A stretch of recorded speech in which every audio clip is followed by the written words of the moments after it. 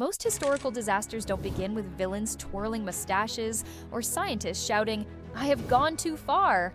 They begin quietly, politely, and with a meeting. Someone presents a proposal, heads nod. The idea makes sense. It's efficient, practical, maybe even clever. Everyone agrees this will fix the problem nicely. The plan is approved, implemented, and released into the world. And then, the world, as it often does, immediately ruins everything. Here are 3 ideas that were sensible on paper, defensible in conversation, and catastrophic in reality. Proof that human logic works perfectly until humans get involved. 3. Paying for dead cobras. The British Empire accidentally invents snake farming. In colonial India, cobras were a genuine public safety issue. Venomous snakes roaming populated areas are rarely considered a charming cultural feature. The British administration in Delhi wanted fewer cobras and decided to motivate the population using the most universally persuasive tool available: money. The plan was simple and, frankly, reasonable. The government would pay a bounty for every dead cobra. Kill a snake, bring the body, and receive cash. Snake population drops. Everyone wins.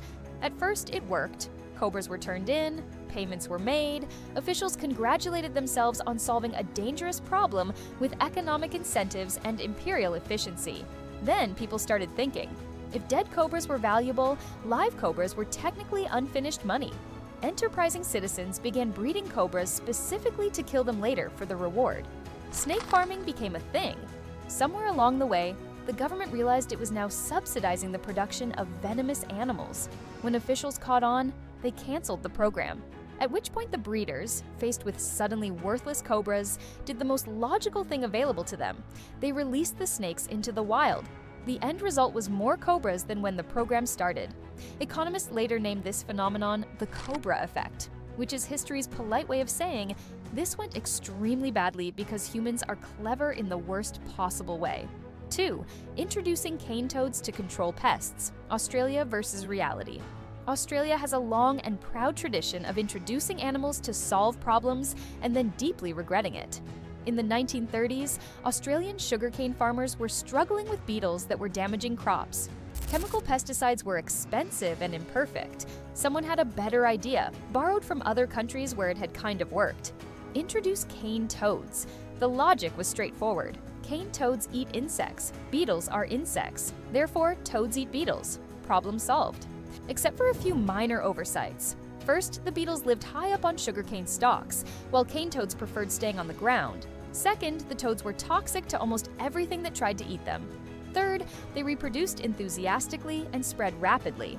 Within a few decades, cane toads had exploded across Australia, poisoning native predators, disrupting ecosystems, and becoming a permanent ecological nightmare. The beetle problem was still there. The original idea wasn't malicious or stupid. It was environmentally friendly by the standards of the time. No one expected the toads to behave like an invasive biological apocalypse. Australia now spends millions trying to control cane toads, a task roughly as successful as telling them politely to leave. The lesson here is simple. Never introduce an animal to a continent that already specializes in terrifying wildlife. 1. Prohibition, making alcohol illegal to reduce alcohol problems. United States. At the turn of the 20th century, alcohol was a serious social issue in the United States. Excessive drinking was linked to domestic violence, poverty, workplace accidents, and public disorder. Reformers weren't wrong to see it as a problem. Their solution was bold, moral, and on paper, entirely logical. If alcohol causes harm, ban alcohol. In 1920, Prohibition became law. The production, sale, and transport of alcoholic beverages were illegal nationwide. Supporters expected reduced crime, healthier families, and a more orderly society. What they got instead was a masterclass in unintended consequences. People did not stop drinking. They simply drank illegally. Organized crime flourished as bootleggers and smugglers filled the demand. Speakeasies multiplied. Corruption spread through police forces and politicians. Alcohol became stronger, not weaker, because smuggling favored high-proof liquor.